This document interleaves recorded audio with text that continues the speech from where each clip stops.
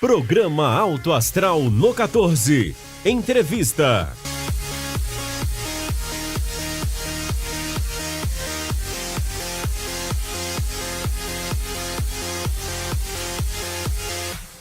Mais um Alto Astral no 14. É com muito prazer que eu e Guilherme Verano estamos aqui hoje para bater um papo com o Dr. Mike, nosso parceiro de Alto Astral já há algum tempo, tanto no canal 14 da NET, quanto na Rádio Imprensa de Anápolis, no nosso quadro Fazendo Direito. Guilherme Verano, seja bem-vindo a mais um Alto Astral no 14, Verano. Obrigado, Joseval. Como você disse, é o Dr. Mike, parceiro nosso aqui, esclarecendo dúvidas comuns do dia a dia, que o cidadão comum tem, e muitas vezes não tem acesso, muitas dúvidas, né, em relação a direito do consumidor, já discorreu sobre isso aqui, Dr. Cícero também falando sobre direito de herança, ou seja, todo mundo fala muito dos direitos, né, todo mundo, quando acontece alguma coisa, fala, eu tenho os meus direitos, e saber deles, exercê-los à plenitude é muito importante. O Dr. Mike, mais uma vez, está aqui para falar a respeito disso, né, em um tema que vai tomar conta da agenda nacional agora, pelo menos, se não nesse primeiro semestre, mas quase durante todo o ano.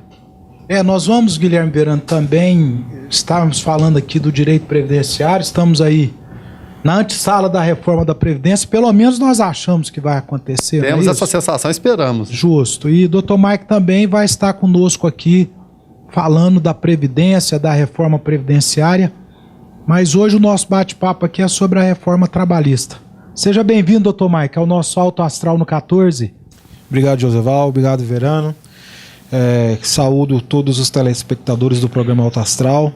E o prazer é meu de estar aqui e poder contribuir com esse hall de entrevistados que participam do programa, que são sempre de alto nível.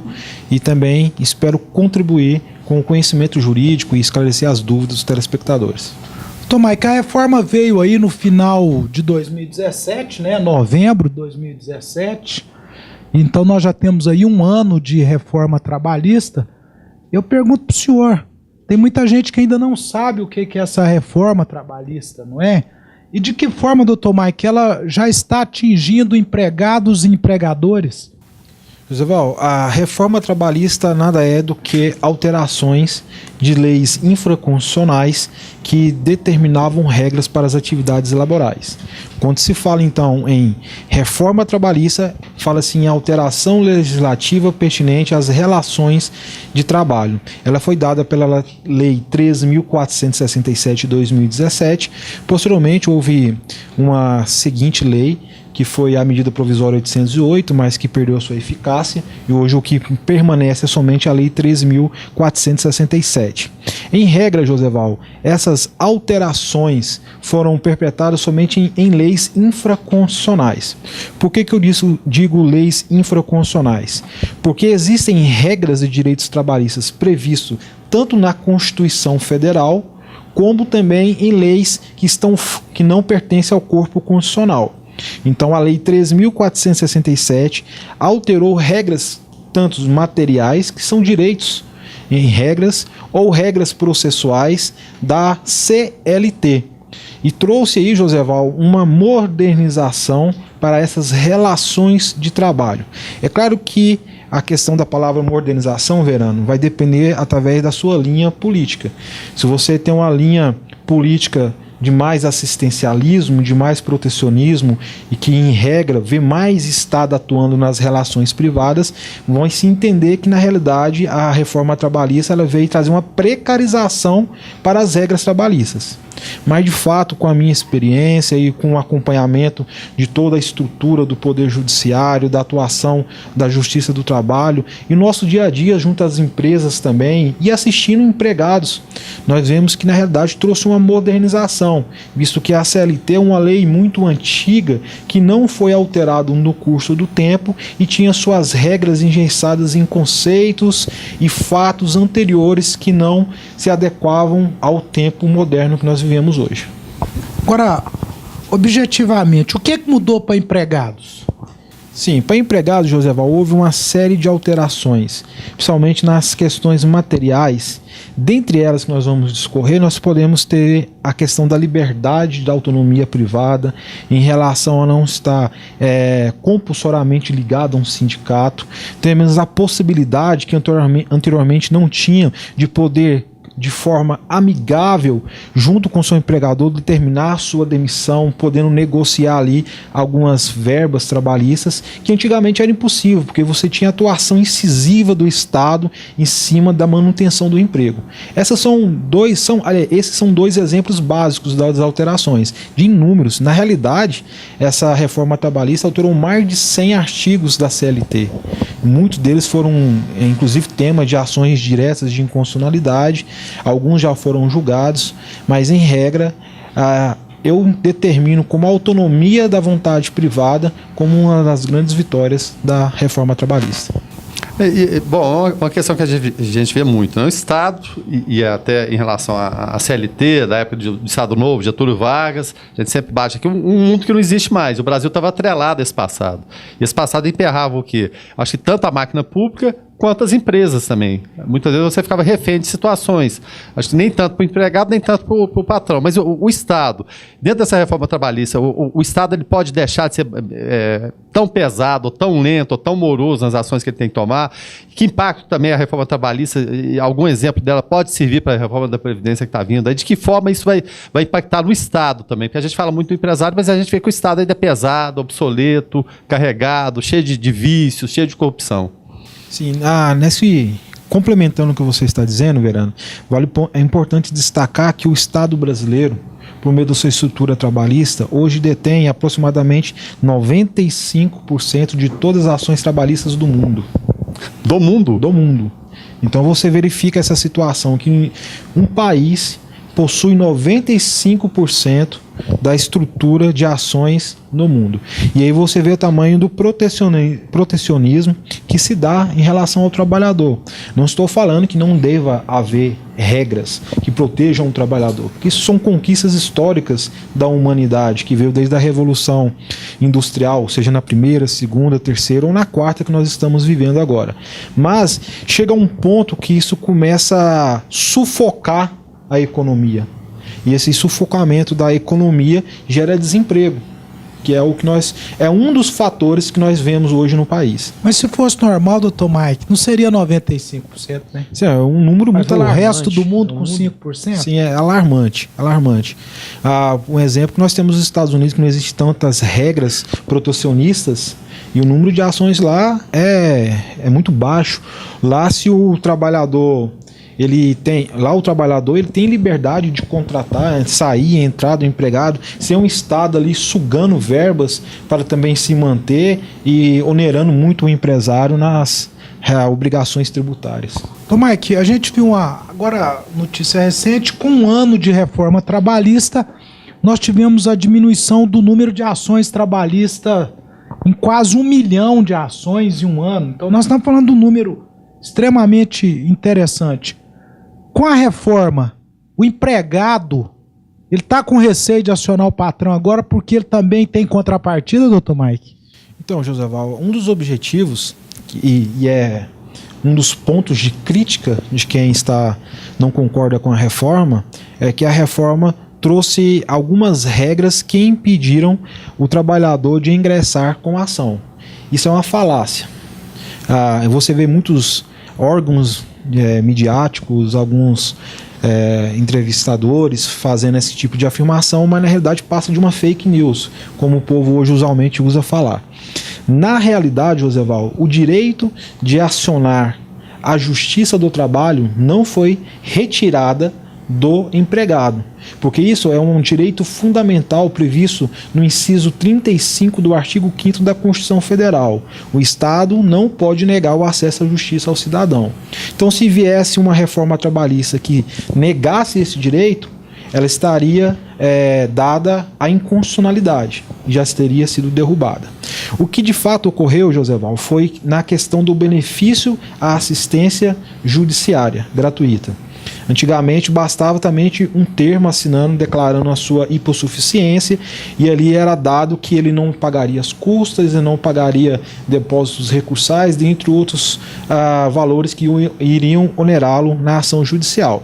Hoje, o empregado ele tem que comprovar que recebe menos de 40% do teto da Previdência, para poder assim ter esse benefício. Ou se receber mais de 40%, comprovar que possui despesas que impossibilitam ele de pagar. Esse foi um dos pontos, Joseval, que afastou um pouco a possibilidade do pessoal entrar com a ação. Então ele entra com a ação, independente da sua condição financeira, ele sabe que vai ter gasto com o processo.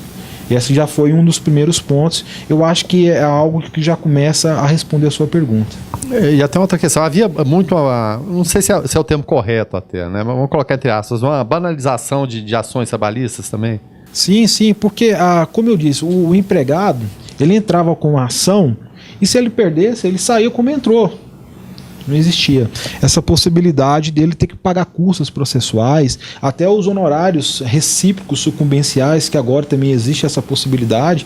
Antigamente, antes da reforma, o advogado da parte reclamada da empresa, ele não recebia honorários em caso ele vencesse a ação. A outra parte perdia e ia embora e não tinha gasto nenhum. Então essa possibilidade da pessoa entrar com pedidos aventureiros, aquelas ações temerárias com pedidos extremamente absurdos, com indenizações que chegavam a casa de R$1 milhão, essas ações elas deixaram de existir. Porque se caso perder a ação, ele terá que pagar a questão dos honorários de sucumbência ou as custas processuais. Outra coisa, Tomás, que também não sei, o senhor que está atuando aí no dia a dia, existem as famosas rescisões contratuais, os acordos de gaveta. A empresa, você me manda embora que eu devolvo a multa dos 40% para você e devolvo mais não sei o quê. E muita gente fazia os acordos de gaveta e depois o empregado ainda acionava. Não, eu não tenho acordo nenhum não, eu quero, não é? Isso também ajudou a diminuir esse número de ações, porque a pessoa hoje, e aí já quero que o senhor trate desse tema também, hoje é possível você fazer os acordos, e aí eu já quero que o senhor cita qual que é a modalidade, sem precisar de estar fazendo os antigos acordos de gaveta. Perfeito, Joseval. Sim, essa foi uma possibilidade que também diminuiu as ações.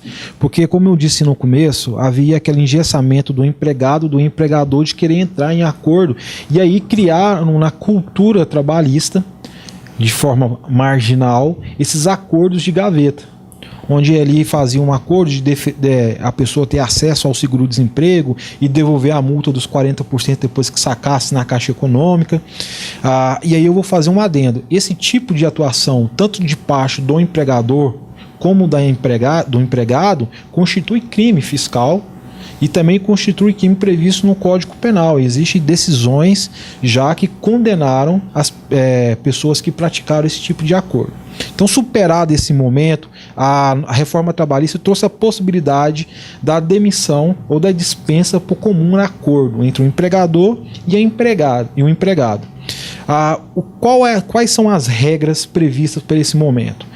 O empregado ele receberá 50% do aviso prévio, caso ele seja indenizado, mas se ele for trabalhado, deverá ser pago de forma integral.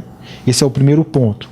O segundo ponto, ele terá acesso a uma multa de 20% sobre o valor do FGTS depositado, ressaltando que fora do acordo é 40% essa multa, então com o acordo fica 20%. Esses dois pontos. E em relação ao saque do FGTS, ele terá acesso somente a 80%. E, por fim, vale ressaltar que o empregado que fizer esse tipo de composição não terá acesso ao seguro-desemprego, e tendo resguardado todas as demais verbas rescisórias de forma integral. Verano, é uma coisa interessante, assinantes do 14 também, a legislação veio, a reforma veio, trouxe essa forma de acordo agora, mas a gente que está no dia a dia ainda vê muito funcionário, muito empregado dizer assim, não, mas o que mais me interessava era o seguro-desemprego. Perfeito. É interessante isso, né? A gente vai demorar a tirar um pouco dessa cultura que nós temos aqui no país, não é? E a gente sofreu muito com isso. Eu sou empregado também, mas a gente viu tantas pessoas que entram nas empresas para trabalhar 4, 5, 6, 7 meses. Compromisso nenhum, né? Compromisso nenhum, para ter direito a sair e ter o seguro-desemprego.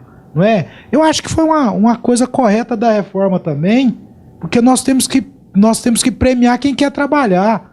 Nós não temos que premiar quem não quer trabalhar. Essa é uma opinião pessoal minha aqui para você, assinante do 14. Mas, doutor Mike, eu queria também estar trazendo aqui para o assinante do 14. Esses dias num bate-papo eu ouvi de uma pessoa: depois da reforma trabalhista a hora extra não é mais obrigatória. Queria que o senhor deixasse isso aqui claro. Existe isso? Joseval, no tempo que estava tramitando o projeto de lei da reforma, dentro dos meios de comunicação surgiu várias informações erradas. Dentre elas era o aumento da carga horária, que diz que ia ultrapassar de 48 horas, que não haveria mais hora extra.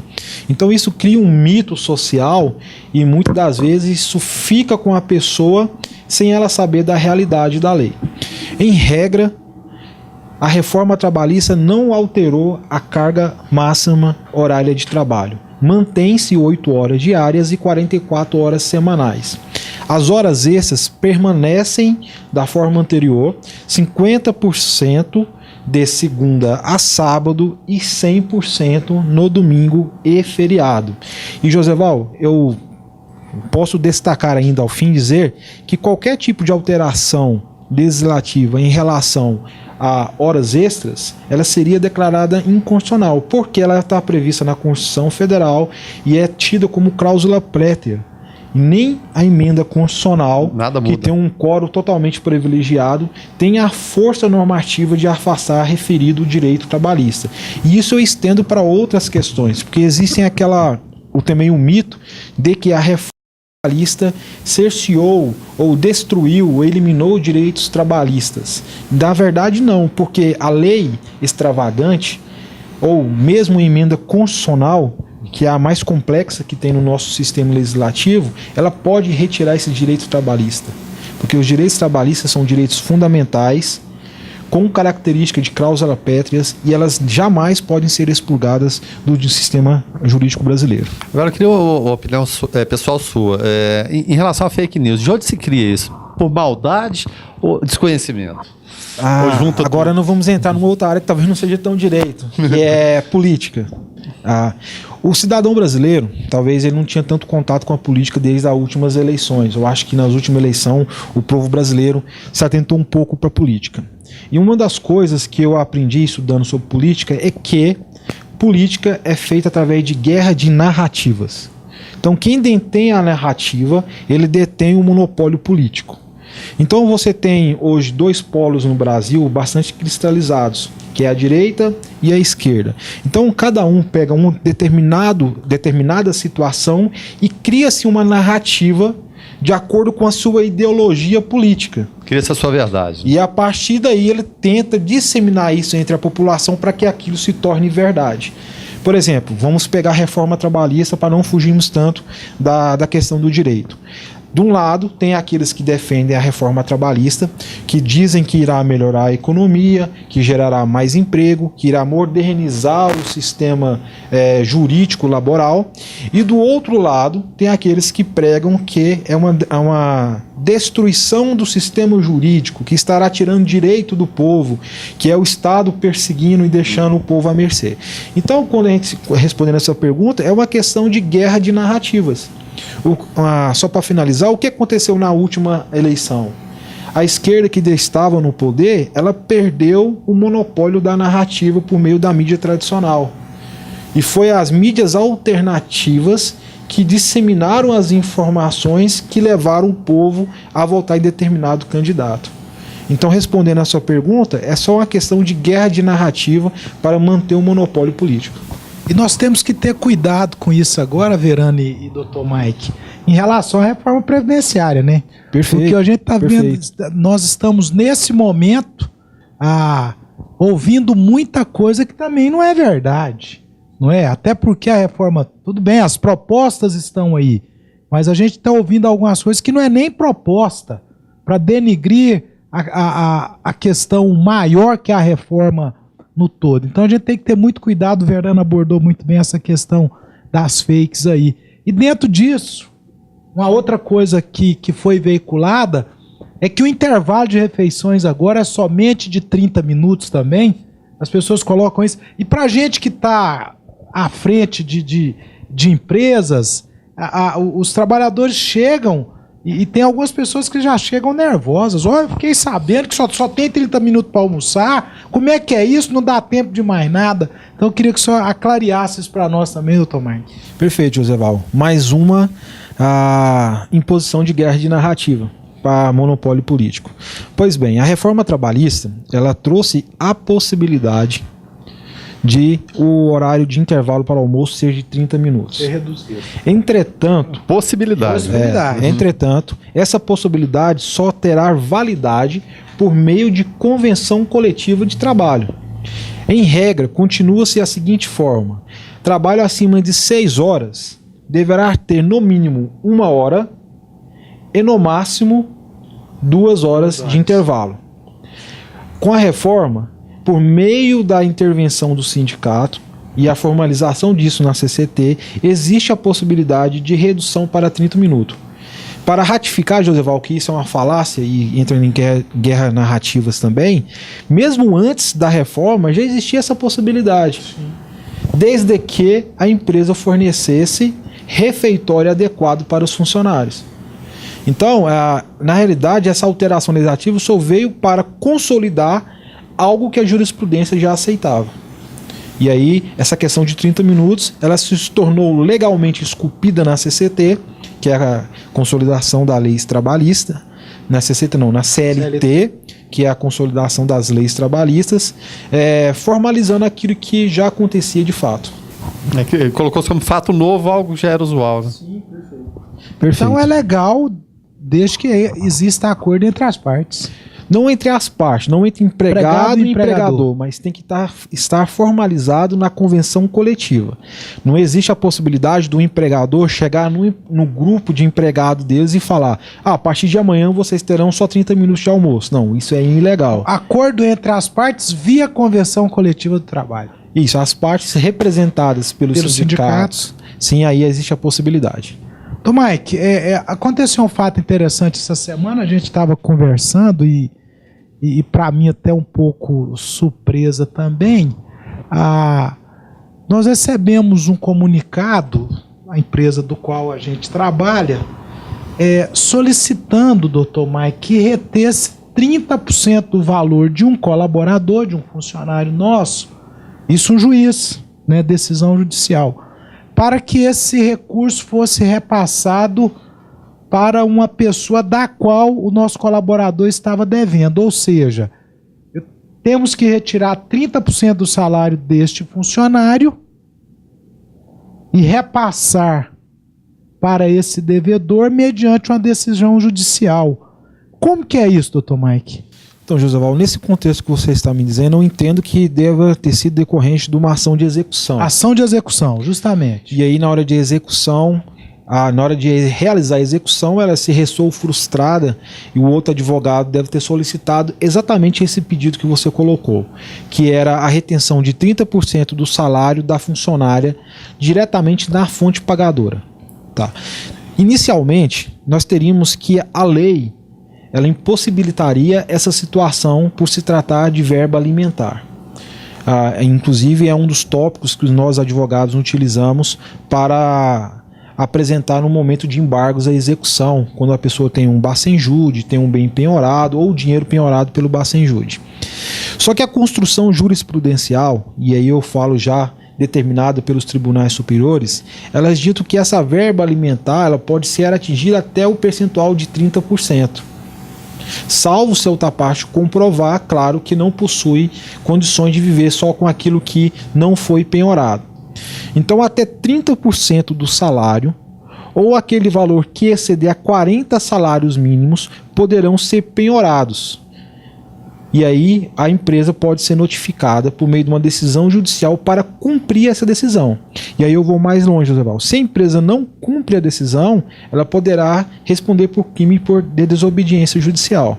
Então a empresa que recebe esse tipo de informação, ela tem que cumprir, porque o salário de fato é do empregado, e ele vai fazer a retenção na fonte, transferir para uma conta judicial vinculada ao juízo que determinou, e a parte que recebe o salário terá acesso a somente 70% do valor líquido que ela recebe. O curioso, José, é que isso é muito comum no mundo do futebol, em relação aos clubes, né? Jogadores acionam os clubes, né? As dívidas que acontecem, e aí vai o oficial de justiça e penhora a renda do clube. Lá o clube, um Botafogo, que é o maior devedor da Previdência no Brasil, acontece muito isso. Vai pegar essa renda? Não pode. Está reservado para você quitar a dívida trabalhista. Acontece muita penhora. O nome certo seria penhora também, em relação a esse caso. José, você citou, não? Só complementando aqui antes de responder, essa situação era muito usada em questão de pensão alimentícia, José. Também, né? Claro. Só que agora também está sendo estendida para as questões de dívidas e execuções. E sim, seria uma forma de penhora já diretamente na fonte para poder assim garantir a execução do processo. Porque, pela parte, Verano, do empregador, você citou aí o exemplo do clube de futebol, isso a gente já vê com frequência, mas o que nos surpreendeu como empresa, que pensão alimentícia também. O funcionário que não paga a pensão, o juiz vai lá no salário dele e manda retirar. Seria usual, digamos assim. Seria usual. Mas isso foi novidade. Novidade. Chegou-se uma decisão de um juiz dizendo-se: retenha-se 30% do salário desse colaborador porque ele está devendo para alguém o acionou, é uma ação de execução e a empresa não pode nem fazer nada, né, doutor? Quem tem que recorrer aí, no caso, é o funcionário que está tendo o seu valor aí retido. E eu entendo a preocupação da empresa, porque a empresa ela tem que tomar todo o cuidado em relação às verbas trabalhistas, porque qualquer coisa errada que ela fizer, ela estará passível de uma reclamação. Então, se há dúvida, procure um advogado, esclareça as dúvidas e siga as orientações para agir de forma preventiva e evitar assim, um prejuízo, criar um passivo para a empresa. Outra coisa que a gente tem ouvido muito aí nos últimos meses e anos já é que com a reforma as pessoas podem trabalhar sem ter o registro na carteira. Isso é permitido. Queria que o senhor clareasse isso também. É uma outra situação também, Joseval, criada na guerra de narrativas para politização. Não existe possibilidade de atividade laboral da relação de emprego. E aí eu estou falando da relação de emprego porque no mundo jurídico existe diferença entre relação de trabalho e relação de emprego. Na relação de emprego é aquela que há pessoalidade, subordinação, onerosidade. Nesse tipo de situação, a carteira de trabalho deverá ser registrada com todas as regras anteriores. Não existe a mínima possibilidade de, após a reforma, a pessoa iniciar uma relação de emprego sem ter a sua carteira registrada. E aí eu volto, que nós já respondemos em outras perguntas. Isso são questões básicas e fundamentais previstas na Constituição Federal. E uma reforma trabalhista jamais poderia afastar esse tipo de regra, porque é um direito que nem a própria emenda constitucional pode retirar do trabalhador. Então trata-se de uma informação errada, equivocada, e se você estiver em alguma empresa onde você recebeu informação que a sua carteira não será assinada em decorrência da reforma trabalhista, procure um advogado, procure a Justiça do Trabalho e ali você terá acesso e garantia dos seus direitos. Uma situação que quem sentiu muito a questão da reforma trabalhista foram os sindicatos, não é isso? A contribuição sindical ela passou a ser facultativa. E aí, com isso, os sindicatos perderam muito das suas receitas. E essa semana ainda, lendo aí, a gente está vendo muitos sindicatos fazendo fusão, juntando um sindicato com o outro para ver se permanecem aí nas suas atividades. A questão da contribuição ser facultativa fez com que realmente houvesse esse enfraquecimento. E como é que é isso? Agora o empregado só paga se quiser mesmo. Então, José, antes da reforma, a contribuição sindical e, por consequência, sua filiação ao sindicato representante da categoria profissional, ela era compulsória. O empregado ele não poderia escolher se queria pagar a contribuição. Todo ano ia lá e tinha um desconto. Retirava da folha um dia de trabalho anual para mandar para o sindicato. Justo. Após a reforma, houve o afastamento dessa obrigação. E isso foi para privilegiar a autonomia privada. Quando eu falo autonomia privada, é o empregado ele decidir se quer ou não ser assistido pelo sindicato. porque antigamente a lei impunha que ele deveria ser assistido pelo sindicato. É claro que isso vem no contexto histórico da década de 70 para 80, no Brasil, ali no ABC paulista, do crescimento do sindicato, e mistura muito ali com a história até do Lula, né, naquela época. Então essa regra foi afastada, e hoje o que tem, Joseval, é a liberdade privada do empregado decidir se quer ser assistido ou não pelo sindicato. E a questão, José, foi até matéria de ação indireta de inconstitucionalidade. Houve ações que questionaram essa regra, tentando declarar ela como inconstitucional, e chegou no Supremo Tribunal Federal. E o Supremo Tribunal Federal, ao decidir, determinou que é constitucional a reforma nesse ponto.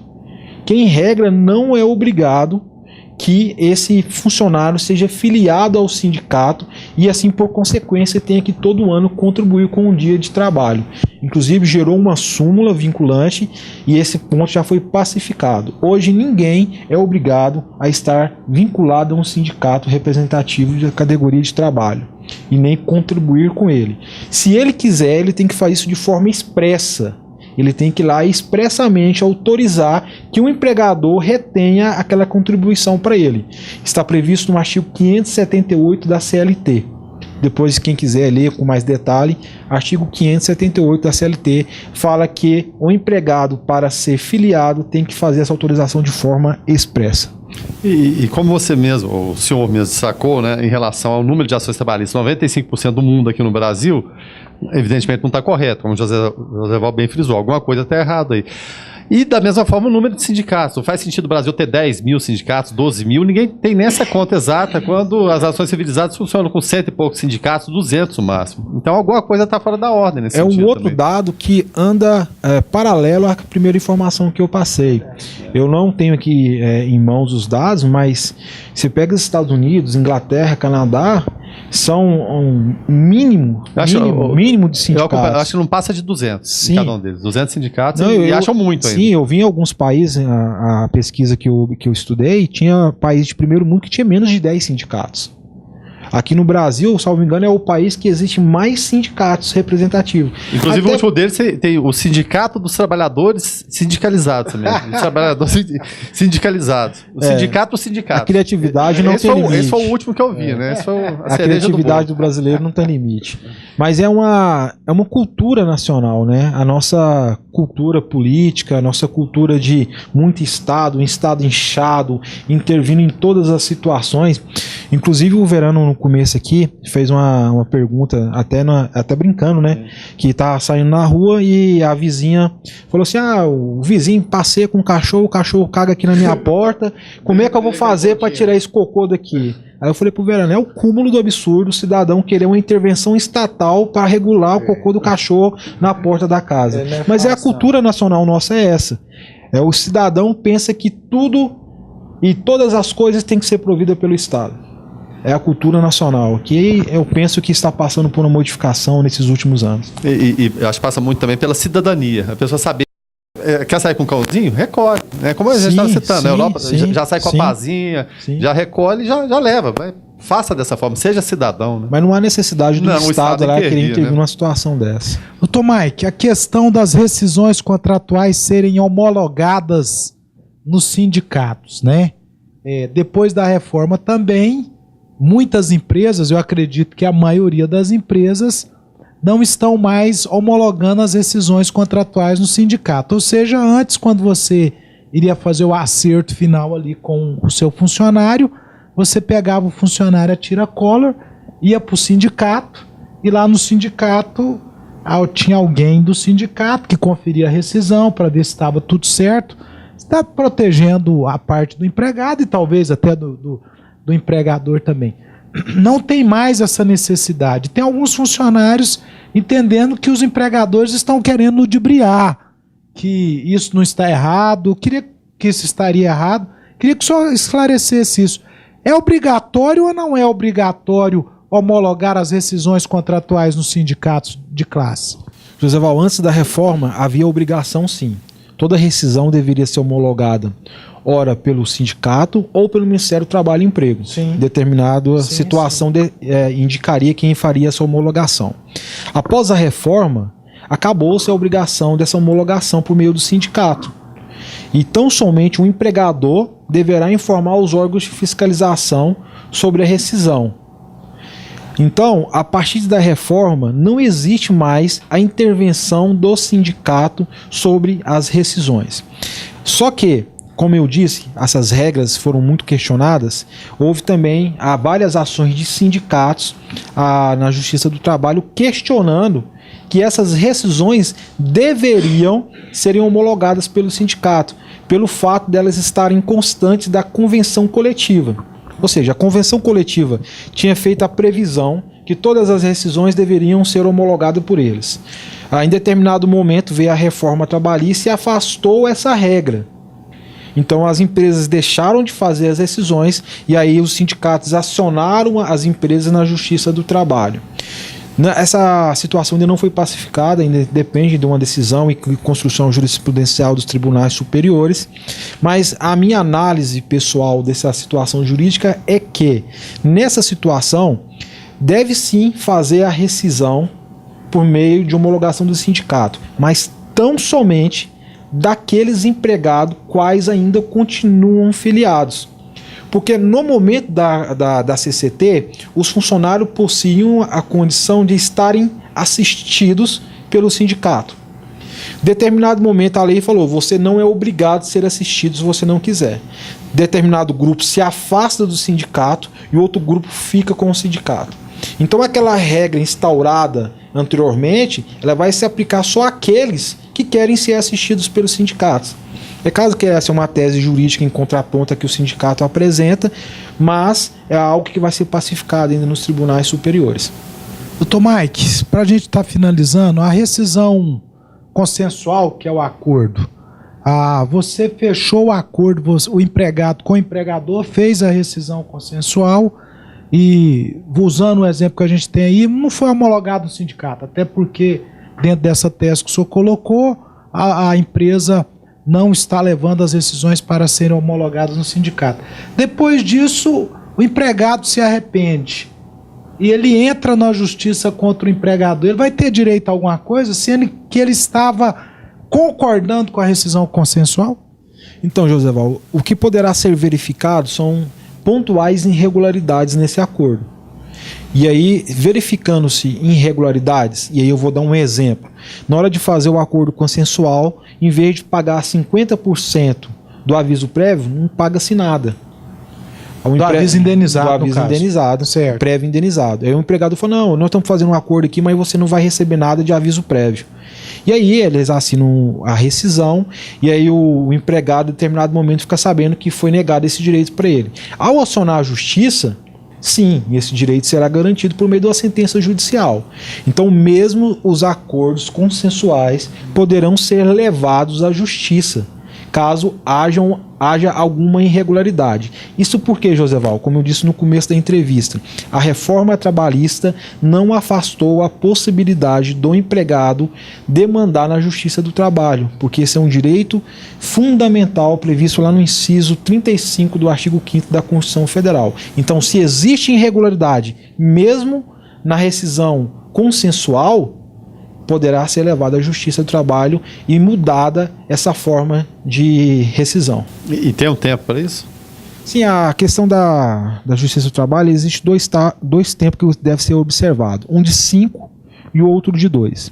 Então, a partir do momento que você sai do emprego, você tem 2 anos para poder acionar o seu empregador. A partir de 2 anos você não pode acionar mais. E você pode tão somente requerer verbas dos últimos 5 anos. Então, se eu sair hoje do meu emprego e eu vejo que tem alguma irregularidade, eu tenho até 2 anos para acionar o meu empregador. Entretanto, eu só posso acionar questões dos últimos 5 anos. Então, se eu deixo cada dia passando, vai perder. A contagem regressiva, né? Isso. Então, além de você ter esse prazo de 2 anos, você tem a perda das verbas dos 5 anos anteriores também. Certo. Isso aí. Doutor Mike Guilherme Verano, acho que o nosso bate-papo aqui foi bem esclarecedor e a proposta é essa para no caso aqui para empregados e até empregadores não terem dúvidas. A gente vai estar abordando o nosso próximo programa com o Dr. Mike, que é o nosso Fazendo Direito, não é isso? Tanto aqui no canal 14 da NET quanto na Rádio Imprensa, nós temos esse quadro. No próximo momento a gente vai estar falando aqui mais uma vez de direito do consumidor e depois em breve um outro programa falando da reforma previdenciária e aclarando algumas coisas para você, assinante do 14. Verano, muito obrigado. A gente agradece e pela forma clara e objetiva que o Dr. Mike trata esse assunto, né? Porque é emaranhado de tantas regras, de tanta coisa que às vezes fica difícil, né? Para o cidadão comum, para a gente entender o passo a passo. Mas é isso aí, o direito se mantém. O fundamental é saber disso. O direito se mantém, mas você tem direitos e deveres também. É bom a gente lembrar disso aí. Isso é muito importante. Dr. Mike, mais uma vez, obrigado por estar aqui conosco nesse bate-papo tranquilo e esclarecedor. Eu que agradeço, Joseval, a oportunidade de poder contribuir com a sociedade por meio da informação e a disseminação do conhecimento jurídico, hoje especificamente na área do trabalho, e ansioso para o retorno, para falarmos sobre o direito do consumidor e muito ansioso para falarmos sobre a reforma previdenciária, que é muito importante para o nosso país, e a população tem que ter essa expansão de consciência para que tenha força política para que essas regras possam ser instauradas no nosso ordenamento jurídico. E a você, assinante do 14, o nosso muito obrigado por mais esse momento. E aqueles que nos apoiam, que sem eles nós também não estaríamos aqui, o nosso muito obrigado. Canal 14 NET. Apoio Cultural. Clínica Radiológica de Anápolis, a CIA, Arroz e Feijão Imperial, Geolab Genéricos, Instituto Oncohematológico de Anápolis, Hospital Evangélico Goiano, Plameg, Unevangélica, Supermercados Atende Mais, Compensados Anápolis, Clínica Vacine, Barbantes JK, Laboratório Modelo, BRG Brasil Geradores, Farmácia Naturalis, Cicobi Unicentro Norte Goiano, Lages Vibaracom, Mercafrios Mauá, Doutor Café Cafeteria e Doceria, Droga Lúcia e Mover Mais Clínica de Fisioterapia.